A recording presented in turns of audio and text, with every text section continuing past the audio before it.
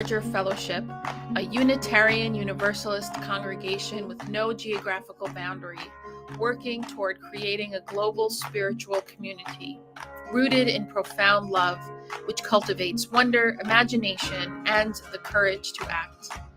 Adapting to the COVID-19 pandemic has been difficult for many bricks and mortar congregations. Early on in the pandemic, we were in a unique position to assist many congregations with the transition. We hosted special episodes of The VUU, provided advice and counseling to religious professionals, and trained congregations for live streaming worship, all while providing robust online programming for our members. From worship to covenant groups, from classes to pastoral care, and from our monthly magazine to our letter writing ministry, we have found ways to build connection and community even through the screen. We have been a model for ministry on the margins, providing services for isolated Unitarian Universalists, becoming a spiritual lifeline for our members in prison, and investing in innovative ministry. We know better than anyone how deep and meaningful connections can be formed even from a distance. Unitarian Universalists have faced many challenges in these times, and we continue to persevere and to fight for justice and equity for all people, especially during moments of crisis. We are proud to be a leader in this faith movement, and we invite you to get involved in our ministry. We strive to be a place where anyone from anywhere can find spiritual refuge anytime they need it. Welcome to the Unitarian Universalist Church of the Larger Fellowship.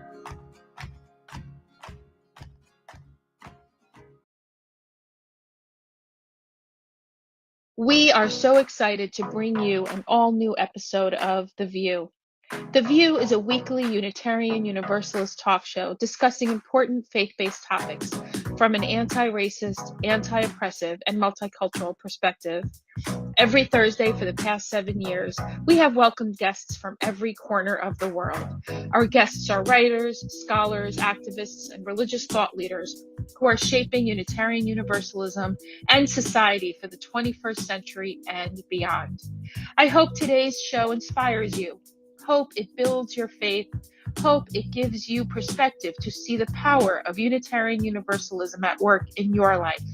Enjoy the message.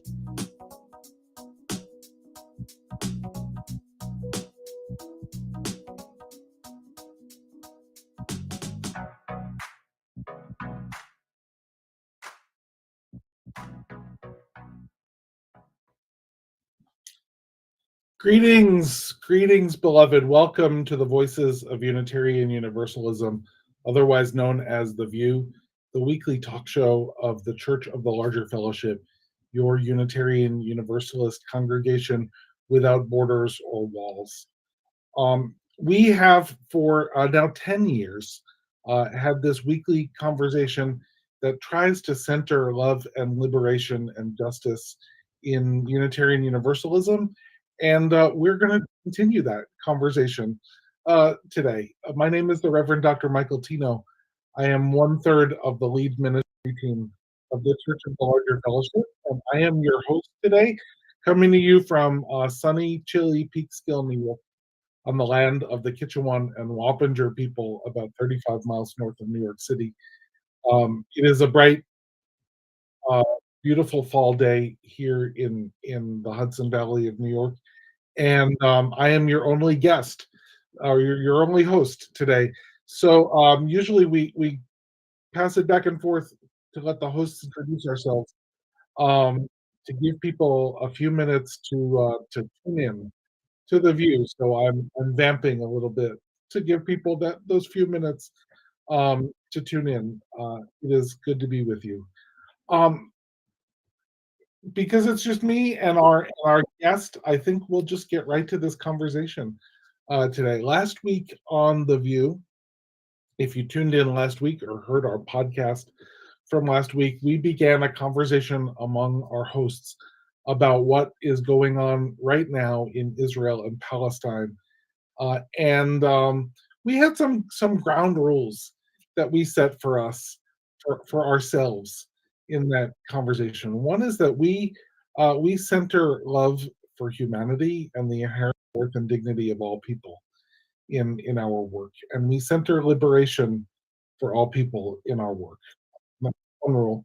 The second is that we believe that it is possible to talk about this situation in ways that uplift humanity and that do not devolve into either anti-Semitism or Islamophobia or anti-Palestinian rhetoric, because those things dehumanize people, and we don't go there.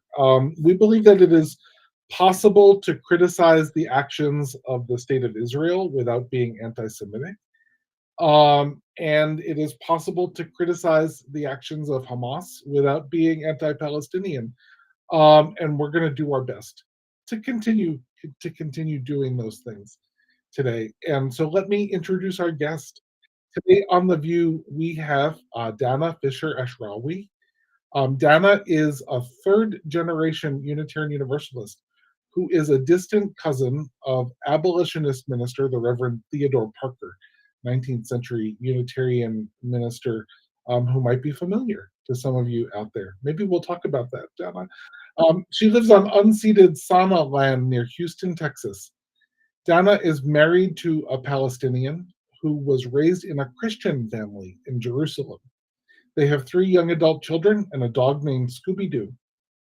Dana is the current president of Unitarian Universalists for Justice in the Middle East, which was established in 1971 to educate Unitarian Universalists, and which sides with love with the people of Palestine and Israel. UUJME is a related social justice organization of the UUA. Dana is also an active volunteer with the Tapestry UU Church in Houston and with the Texas UU Justice Ministry, and is also a board member of the Arab American Educational Foundation, which has established 2 university chairs and a Center for Arab Studies. Welcome, Dana. It is so good to have you here with us. Thank you so much for having me. And I think it's just reading your bio and having read it when I got it yesterday. Maybe an interesting place to start is noting that you have family in Jerusalem. Are they still Christians in Jerusalem, Palestinian Christians? Well, we do have some cousins in Jerusalem that actually come from Nazareth, and my spouse's family originates in Nazareth. Okay. But we have family actually also in Ramallah, which is about, in a normal world, it would be a 25-minute drive from Jerusalem. Mhm. And I have a brother-in-law. My sister-in-law is Hanan Ashrawi, that people may have been familiar with from many past and present interviews that she does. She's been a spokesperson for the Palestinians, and they're fairly safe at the moment, although with the rise in tensions, there are soldiers from the Israeli army coming into various towns and cities and having a strong presence, and just a lot of things are going on. So we talk to them about every other day to make sure they're doing okay. And we have no family in Gaza. We do have friends that have family there, and we try to stay in touch with them as well and make sure they're feeling supported. And I also have Israeli Jewish friends, one that lives in Jerusalem and is very involved in sort of the anti-occupation movement and is just distraught from all sides. And it's just a really tough situation for everybody right now. Yeah. I read an article just this morning about the rise in violence in the West Bank as well, and so I hope that your family continues to be safe there. Thank you. I imagine this is a very personal conversation if you have family that you talk to every other day who are there. Yeah, it definitely is. And my children, it's so interesting to me. I've been big about telling them about my side of the family and our history and heritage, and they somewhat identify with the European American part, but they seem to more strongly identify as Palestinian American, and they're very distraught, very hard to focus on work. It's a tough time. And so, what have you heard or learned from your family or from other sources about the tensions that are ongoing there? And Um, I mean, some interesting things that maybe didn't make it into the mainstream news very much. There are maybe 20,000 Gazans with work permits to go into Israel and do jobs.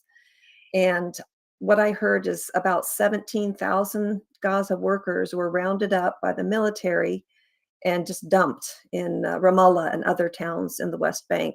So people were having to rush and put them up in high school gymnasiums, church auditoriums.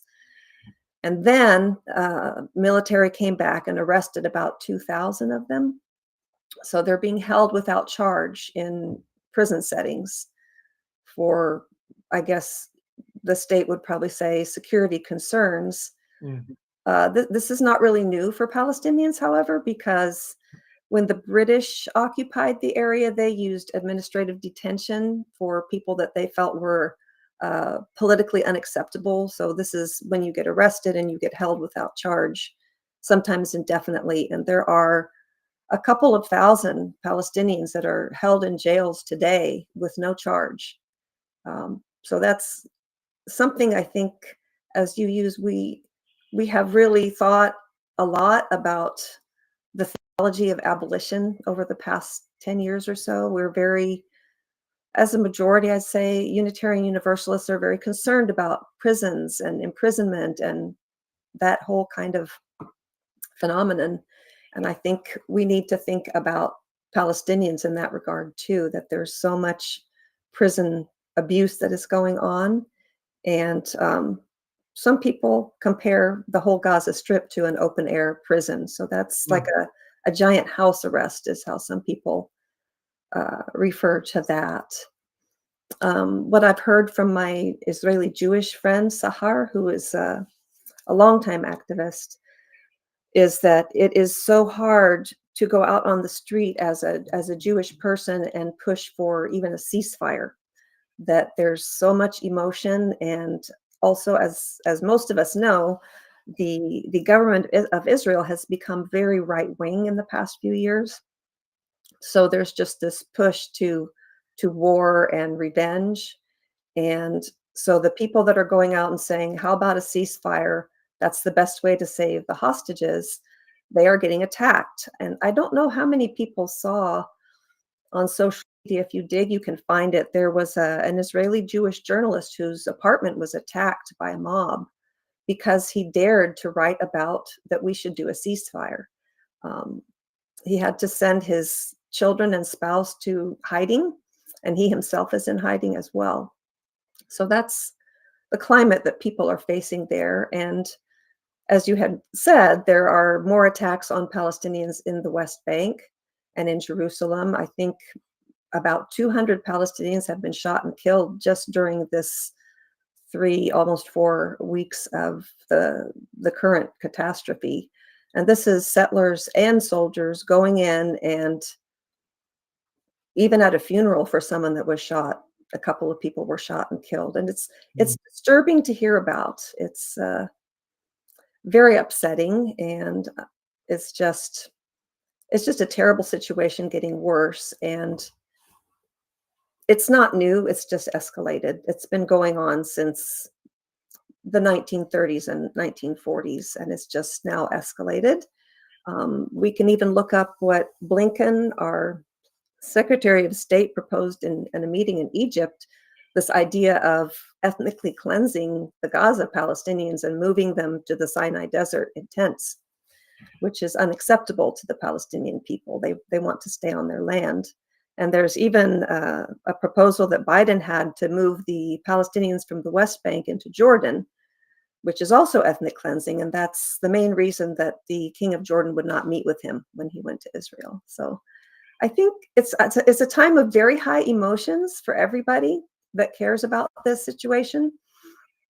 And I think one way that I try to cope and that I recommend is to try to resort to looking at facts and looking at realities, taking care of my heart, and just trying to say, okay, let me not let emotion take over. Not to say that we shouldn't feel our feelings, but we have to be aware that when we allow emotions to rule, then we can't see reality, and it makes it hard for us to make progress. And I think as a faith, I really appreciate what our president, Reverend Sophia, has said. She wants us to engage, and she wants us to center justice. And I think she also wants us to center love. So I think if we can take our deep breaths, look at the facts, sit with our feelings about those facts, because sometimes when you aren't aware of the facts and you see them, it's quite upsetting and quite disturbing. So that's what I think: centering justice, centering love, looking at facts, and really just trying to sit with them. Thank you.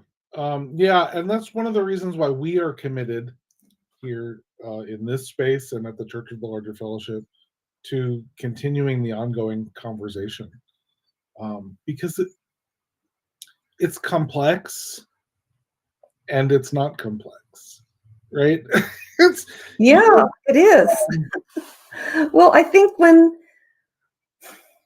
another thing that you write a lot of theology about this, is the concept of capitalism, and is it good for people, and imperialism. And we're not a monolith. No group is a monolith. I'm sure we have UUs that think we can reform capitalism and things will be fine. We might have UUs that think a little imperialism is okay to keep the world safe for democracy. I wouldn't agree with that. but we're a community, and I think that if we look at the facts again and see there's a lot of weapons manufacturers involved in this whole situation, and their stock value has gone up. So I don't know if we should be for that. And well, Jeff, yeah. Yeah, I mean, it's certainly the case in the United States that if we haven't used our stockpile of bombs in a long enough time, the weapons manufacturers get antsy and start pressuring the government to use them somewhere. It's horrible. Yeah, very anti-life. Right. So yeah. There's an American Israeli Jew named Jeff Halper that maybe some of our listeners have heard of. He's an anthropologist. He moved to Israel years ago. He still lives there. I guess he splits his time between the US and Israel. He wrote a fascinating book called War Against the People, which is very factual, and he just lays out all of the weapons development that the state of Israel has done, and the fact that it tests weapons in Gaza. And although I know the claim is, from a lot of people, it's trying to defend itself, it's trying to protect itself, I think we can also look at facts around that it's a captive population, it's technically an occupation, according to international law, which is another thing I encourage people to do, is be familiar with international law. Those are facts as well that the world community has agreed to, that there are rules of war, there are rules of occupation. If you are an occupying power, you have a duty to protect the people you are occupying. And is it really a war, or is it an occupation? I mean, it sure looks like a war right now, but I think we have to really just insist on looking at what definitions are and what is the reality. It's so interesting. There's so many conversations I've seen that get sidetracked. Sidetracked is maybe not the right word, but get deep into semantics about these things. One of those conversations was about the word war. Mm, Because I think war implies powers that have a more equivalent level of power to each mhm. other Yeah. fighting. And the reality is, and part of I think what disturbs a lot of people is that this is not a symmetrical fight, right? This is Yeah. not. This is, uh, and so even if we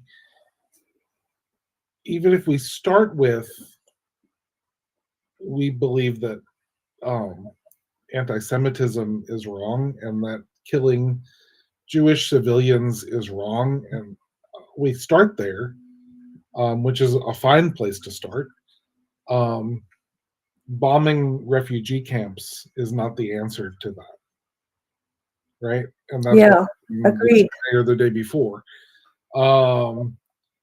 And bombing hospitals is not the answer to that. And we can go down rabbit holes of debate on who bombed what hospital, but it's not. There's a hospital that's in rubble. So,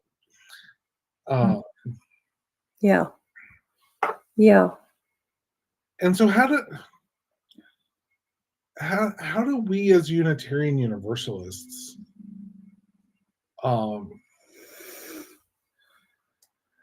many of whom are Jewish, many of whom are Muslim, if not also Palestinian, right? We have a big tent as Unitarian Universalists.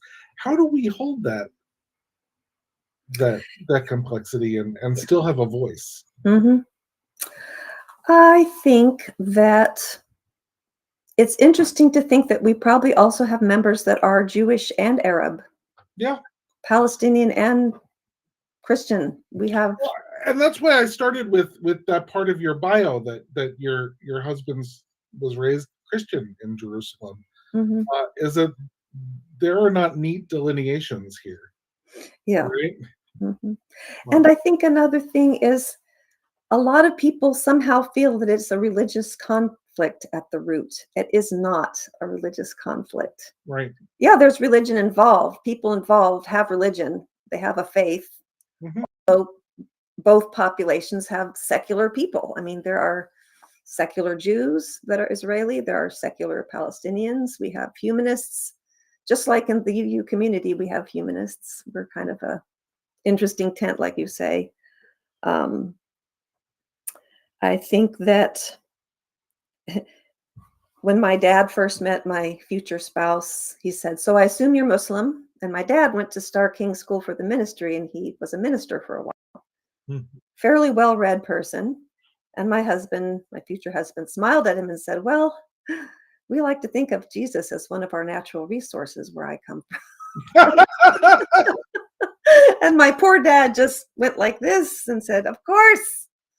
What was I thinking?" We just have such a a stereotype of Palestinians are all Muslim, and it's great that a lot of Palestinians are Muslim. That is true, but a lot of them are Christian too, and a lot of them are abstaining from religion.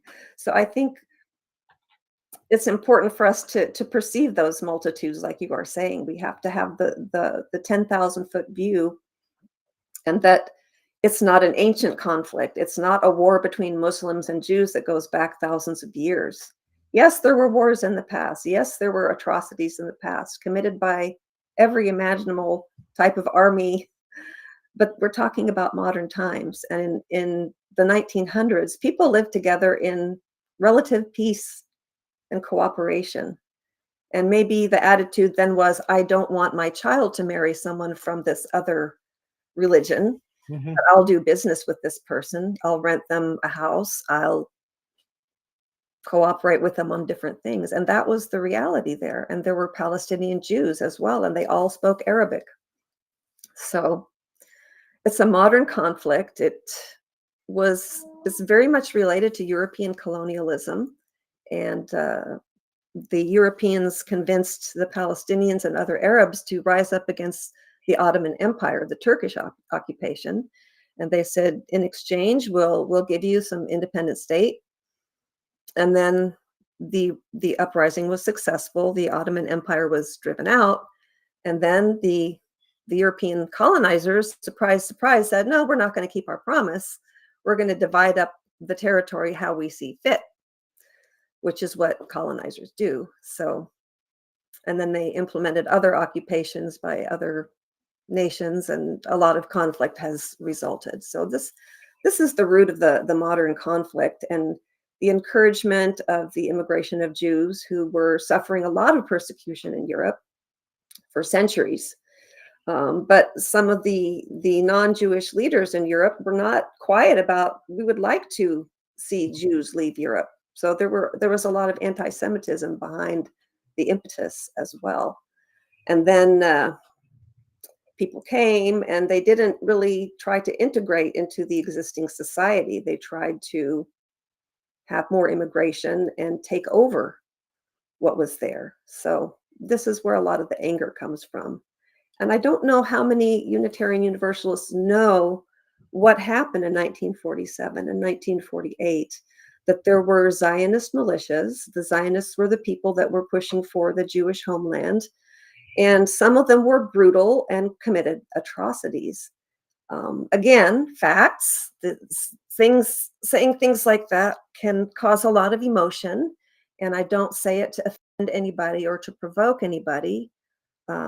There's a historian named Benny Morris, Israeli Jewish historian, that writes about these atrocities. So anyone can go find these facts and see what has happened over the years. And part of the atrocities included a village massacre, a village called Deir Yassin, which you can see the ruins of from the Yad Vashem site, which is so, I don't know if the word ironic is the right word, but it's sad to me that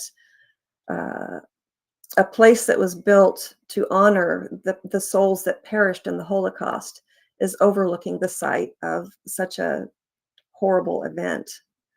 And I think that's part of the root of the tragedy of the whole situation, right? Is that Israel was in part created or recreated, or however you want to view it, as a response to the genocide of the Holocaust, the European genocide of Jewish people. And the trauma that lives in the bones and generations of our Jewish siblings is because of that. Is because of that genocide. And what's happening now is, and a lot of that emotion that you talk about is related to that trauma, which is real. Absolutely. It's part of the genetic structure at this point. People have written about that your bones remember the bones of your ancestors and what happened to them. And so, as someone who has led an organization dedicated to justice in the Middle East, what are the hopeful points that you see? What if we were going to have a peaceful, a just outcome? What might that be like? I love that question. I think it's going to be up to the people that live there to figure it out. There's an organization called Zochrot, which means remembering in Hebrew, and they have dedicated themselves to teaching Israeli society about what happened to the Palestinians during the Nakba in the late 1940s. They have booklets about the villages that were depopulated and trees were planted over by the Jewish National Fund, pine trees mostly. I think people might remember that from their childhoods in synagogues, raising money for the trees. And so this group tries to educate the public about this because it was sort of forbidden for a while to talk about it. And they have also hosted some fascinating conferences of Palestinians and Israeli Jews imagining a shared future, imagining what does the right of return look like? Because again, going back to facts, definitions, modern times, international law, the United Nations has said refugees have the right to return to their homes. They won't all come back. Some will accept some kind of compensation or reparation. But what would it look like if the refugees could return and could feel welcomed to come back to where they were driven out? I went in May on a delegation with the American Friends Service Committee, and we went to many places. And one of the places we went to was a village that was depopulated in 1948. It was near Nazareth. It goes up a hill. There's a spring, like many, many villages back in those days. It had 800 people at that time, 2 churches and a mosque. There's even a funny story where the priest of the Roman Catholic Church said to the members of the Orthodox Christian Church, "I'll pay you to switch churches." And some people did. Anyway, they were driven out, and about 8,000 of the descendants live in Israel today. The land is not occupied. It has crumbled ruins. It has, I think, some kind of a military training center on the other side of a fence where the Christian cemetery for the village is located. But if those descendants wanted to return, there's space. They could do that. They're not allowed, though. They are not allowed to do that. They fought in the court system recently, in the past few years, to have the right to come back and hold wedding ceremonies in the churches. So they've been able to do that, but there's no electricity, so they bring generators and lights and have music and dancing and feasting. So that is one answer about what the future would look like. I know a lot of people talk about a one democratic state solution. I think we have to recognize, though, that where is the population to support that? I think it's a great idea. I love that. Not to impose our religion's values on a population, but it sounds like something Unitarian Universalists would support. However, I think just as we are a justice-seeking faith that has a wonderful group called Side with Love that tries to understand what are the facts we are working with. We are working in the United States with maybe 20% of our population is supporting the Christian dominionism philosophy. And they're trying to turn our country into a theocratic state based on some strange definition of Christianity that I think Jesus would be horrified to see. Well, and that's a whole problematic thing wrapped up in this too, right? Because Christian dominionists believe that the second coming of Jesus doesn't happen until the temple is rebuilt. Right. The Al-Aqsa Mosque now stands. So, like, they support a certain thing, but not because they're pro-Jewish, but because they want Jesus to come Absolutely. Back. And what will happen to people who are not the chosen Christians? They will be not part of the rapture. They will be annihilated. So what a strange partnership. What an ultimately anti-Semitic partnership. But what I was saying was, just as we here have to understand what our demographics are when we're working for justice, we have to know what we're up against so that we can address it. It's the same thing in Israel and Palestine. You have to know what are the demographics, what are the percentage of people that are with the idea of a one democratic state, what percentage of people are even with the idea of 2 independent states. There is a disturbing percentage of Israeli Jews that are for population transfer. You can look these things up. There was a study that was put out in May 2021 during the last big flare-up in Gaza. They said they did a survey of Israeli citizens, Jews and Arabs. I think about 20% of the population of Israel is Palestinian Arab. which a lot of people also don't know, but I think people are learning. And the study said nearly half of religious and a quarter of secular Jews hate Arabs and believe that their citizenship should be revoked.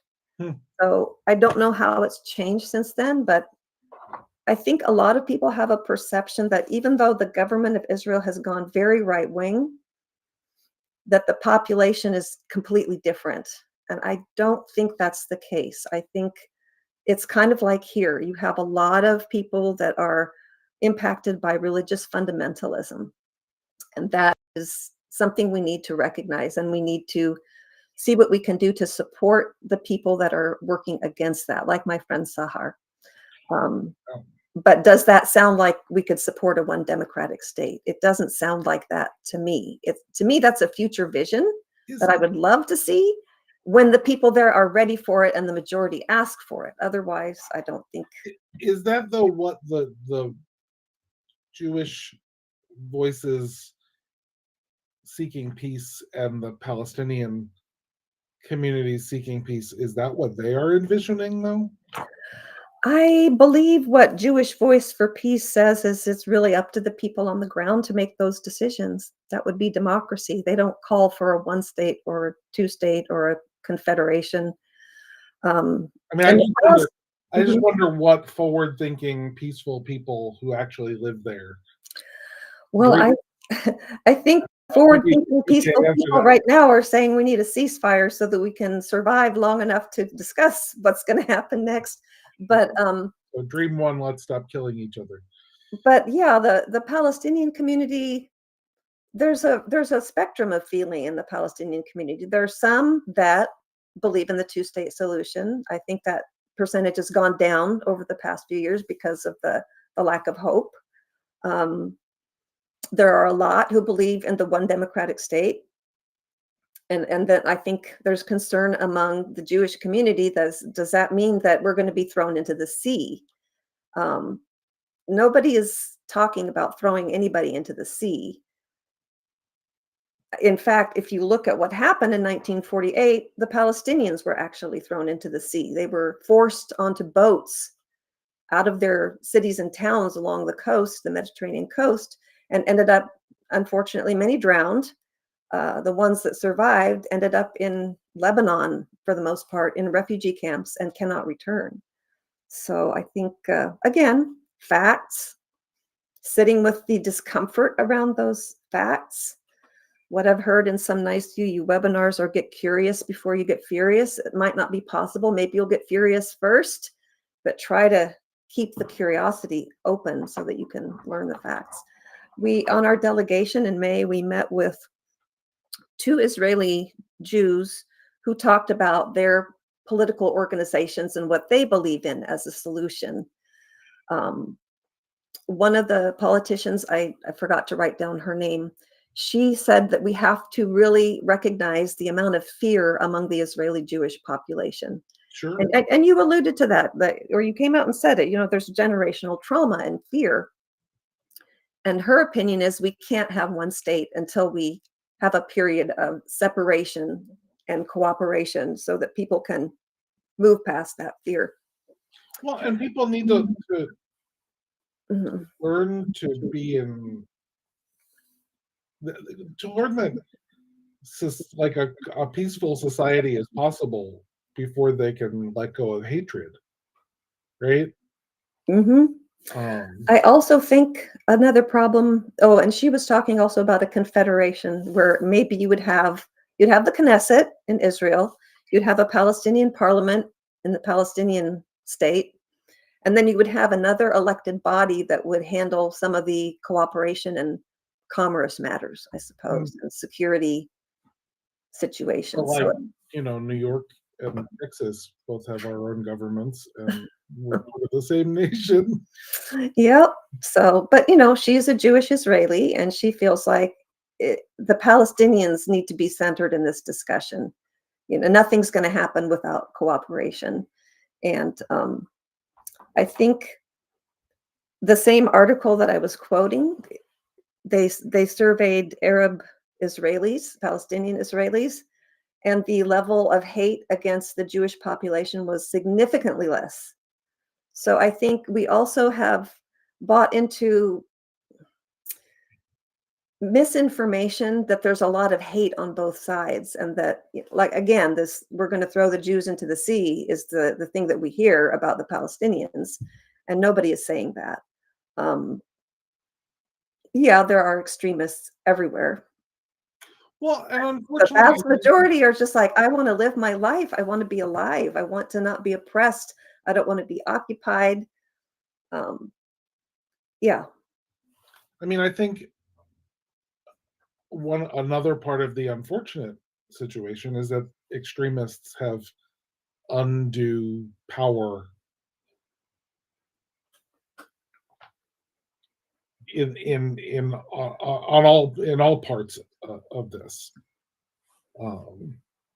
and not proportional to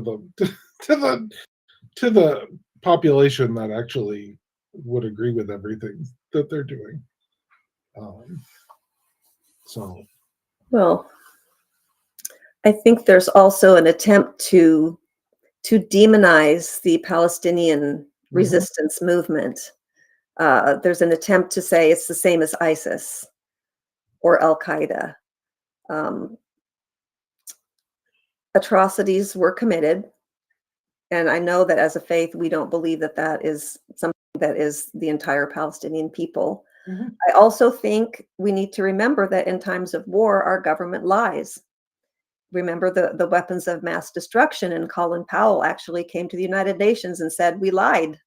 We know that was a lie. Most Unitarian Universalists would agree, and look at the destruction that resulted. So I think, again, facts, do your research, double check things that you hear in the news, see if you can, and then wait, because things eventually come out that expand. Biden said he saw pictures of beheaded babies, and then he had to walk it back. No, I didn't actually see the pictures. No, they haven't been actually able to prove that. I don't think we want to get into the weeds a lot on proving this or that happened. We can just say, yes, atrocities happened, and we're not for it. And we need to work for a ceasefire so that people can stop being oppressed.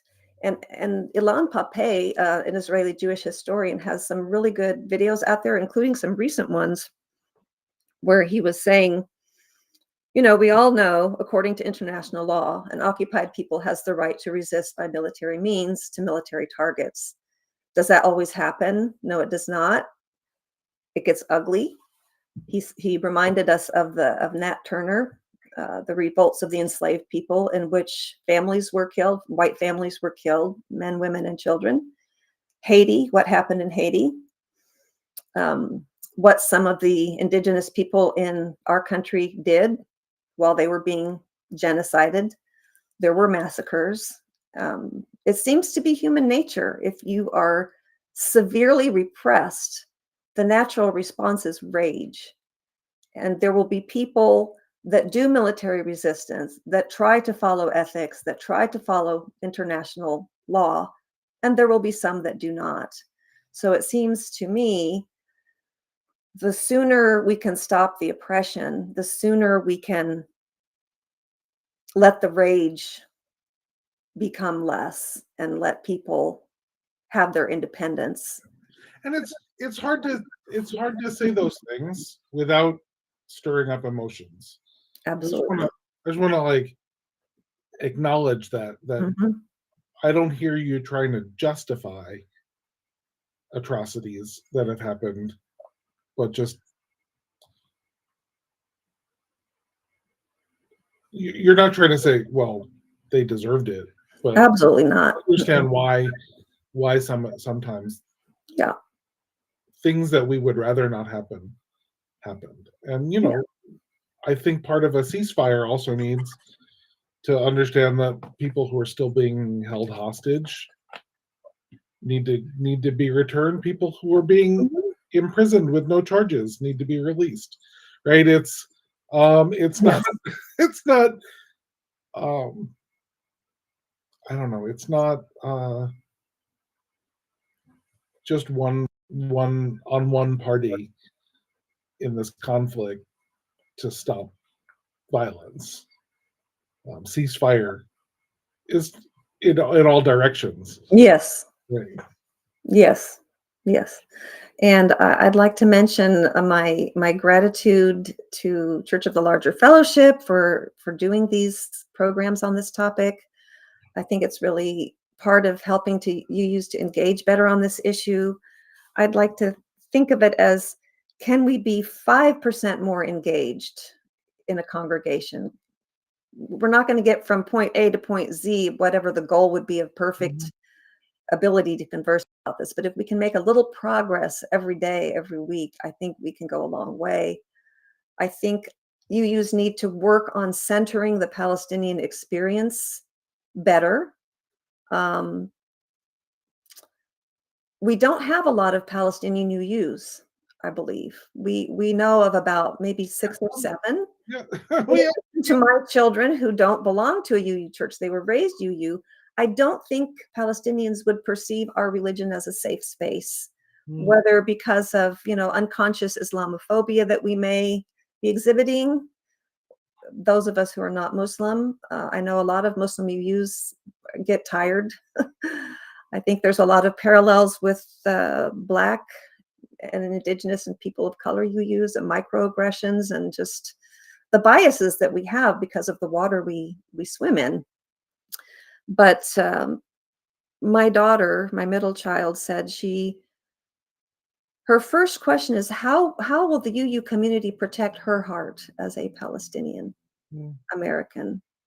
People almost feel like everything that they say about this situation, they have to preface it by saying they're not anti-Semitic. They condemn Hamas. They condemn Palestinian fighters.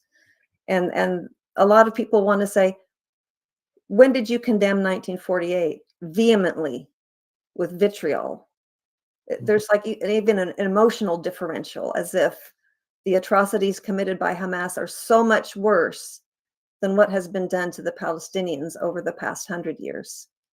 So I think that's like a mindset that we have to try to open up about a bit. Yeah, and that's why I started with we are going to come down on the side of the inherent worth and dignity of all people, right? And then we side with humanity in this. The humanity of everyone, the Palestinian people, the Israeli people, Muslim people, Christian people, Jewish people, everyone. We have a question in our chat about why would we not want independent UN forces there, like in Cyprus, like peacekeeping? It'd be a great idea. I think if we move to some kind of a what's next, we have to have United Nations. We have to have a peacekeeping force there. So thank you to whoever asked that in the chat, because How do we get there after this particular catastrophe, which I believe is a genocide? And that's another term that probably provokes a lot of emotion for a lot of people. But I would say, look at the international definition. Does it fit? It does. Sit with your discomfort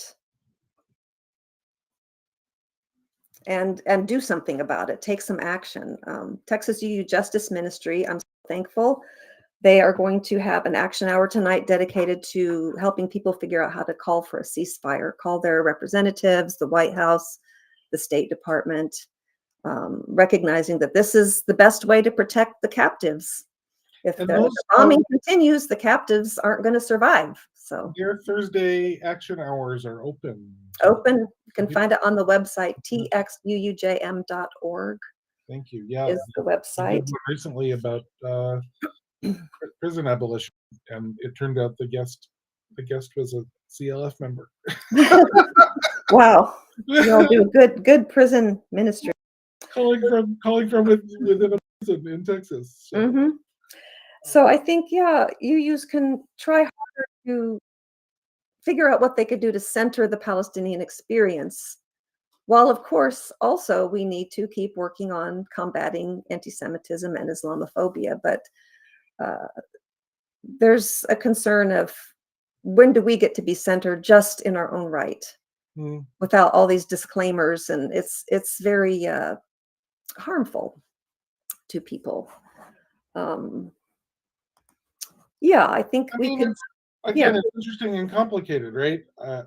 So, if you look at the news in the United States, this has fueled anti-Semitic violence here, which spurs us to make those disclaimers. And it's people not connected to this who are using this situation to express their own hatred, in a way that's like opportunist. Mhm. Yes. The Unite Right rally in Charlottesville was anti-Semitic all on its own, like not connected to anything happening in the Middle East. Absolutely. And it is a concern. It is growing. This conflict is going to increase anti-Semitic incidents. It's going to increase Islamophobic incidents because people are feeling rage and they're not going to be ethical or even follow the law. I guess another thing I could say is that I follow someone named Laura Friedman on Twitter. She is a Jewish American with decades of experience in the State Department in the Middle East and lived there for a long time. She's Jewish. She's now the head of a group called Foundation for Middle East Peace, which has excellent webinars and speakers. And she would caution people about the reports from the Anti-Defamation League. And I recognize that me even saying that is going to be upsetting for some people to hear, because a lot of people hold up the ADL as an organization that does a lot to combat hate, and it does. However, it is a very anti-Palestinian organization, and what her report said about their report is they are using harmful definitions of anti-Semitism to compile their reports. So, according to some organizations, if you criticize Israel, it's anti-Semitic. If you have a poster that says Free Palestine, it's anti-Semitic. I don't want to belittle any of the actual anti-Semitic incidents that are happening. Swastikas being drawn, firebomb threats, actual violence against Jewish people, horrible remarks, that kind of thing. But to conflate all of these things with anti-Semitism ends up producing a report that makes it seem so much more prevalent than it is. So that's a tricky thing to say, because I don't want to belittle what's happening that is harming Jewish people. But I think this conflation is dangerous, and it has a chilling impact on advocacy for Palestinian rights. You start with the fact that anti-Semitism is real and violent and dangerous to our Jewish siblings, and that's an acknowledgement. And it has to be okay to criticize the actions of the state of Israel without being anti-Semitic. It has to be okay. Yeah. So we have a couple more folks in our chat as we wrap up. Pat says, after the U.S. made slavery illegal, Black Americans did not rise up and kill white Americans. A Palestinian person recently told Pat, quote, "People will see how forgiving Palestinians are when we are free." And Alice, who is also in our chat, says, I think that in the same breath, we honor the generational trauma of Jews. We need Israelis to acknowledge the generational trauma of Palestinians. And I think that's right. Mm-hmm. And the disproportionate violence that is happening right now is furthering that trauma. Yeah, it's right? true. It's true. But I think the majority of the world wants to see support for Palestinian freedom, whatever that looks like, without abusing any other population. Yeah. And I think the world is changing. It's becoming a multipolar world. I feel like we mentioned before capitalism and imperialism.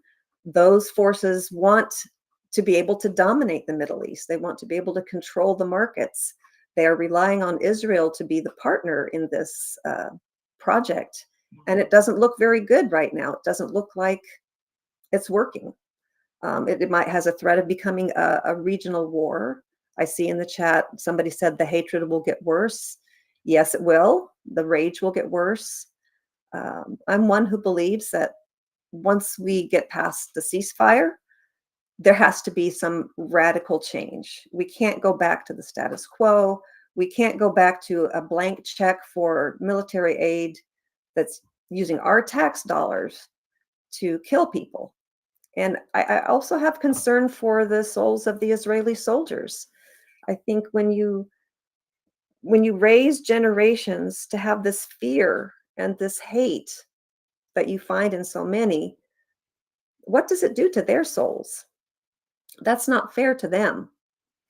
And I lift up a group called Breaking the Silence, which is a group of former Israeli soldiers that have kind of seen the light, and they denounce what has been happening, and they try to encourage a better way. So, and I also have a book by Reverend Dr. Teresa Cooley. She's been to Israel and Palestine with a group from her church. She was UUA staff for a number of years, working, I think, as a district consultant. And she had some specialized training at Harvard University on conflict resolution, which is kind of what conversations in our churches and congregations will be like. It's like a conflict resolution. And her book is called Transforming Conflict, Embrace the Blessings of Congregational Turmoil. So I'd like us to see this as a blessing, that we're finally maybe opening up more and really trying to engage in this in a meaningful way, not silence the discussion, and try to hold each other as human beings, recognize the humanity as we try to traverse progress on this topic. Well, thank you so much for being part of this conversation, Dana. We are just about at the top of the hour, and I want, before we leave, so I want to thank you very much for this conversation. Before we leave the VUU today, I want to mention, in the vein of abolition and the prison ministry work that the Church of the Larger Fellowship does, that we are in the midst of our fall prison ministry fundraising campaign, because we need Unitarian Universalists everywhere to help save the lives of our Unitarian Universalists who are incarcerated here, and to help us work for abolition to get everybody free. So that's clfu.org/fund-prison-ministry. And we appreciate your generous support of that campaign, which is connected to this conversation only through the abolitionist lens that we try and bring to this, that we want all people to be free, and we want all people to be well, and we want all people to be free from violence and oppression. And that goes for the Palestinian people and the Jewish people and the people who are incarcerated everywhere. Yeah.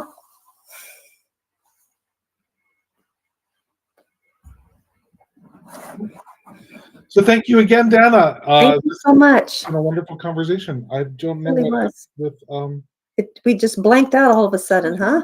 So until next week. I forgot to mention the Side with Love webinar that's happening on Monday. So good thing to mention. yeah.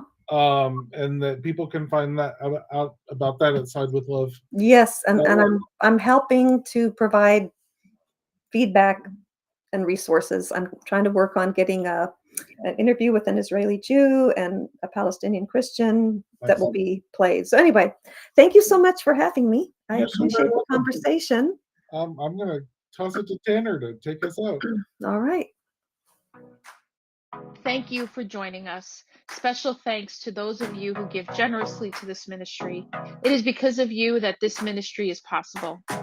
You can click the link in the description to give now, or visit clfuu.org/give for more information. We hope you will join us next week for another episode of The VUU.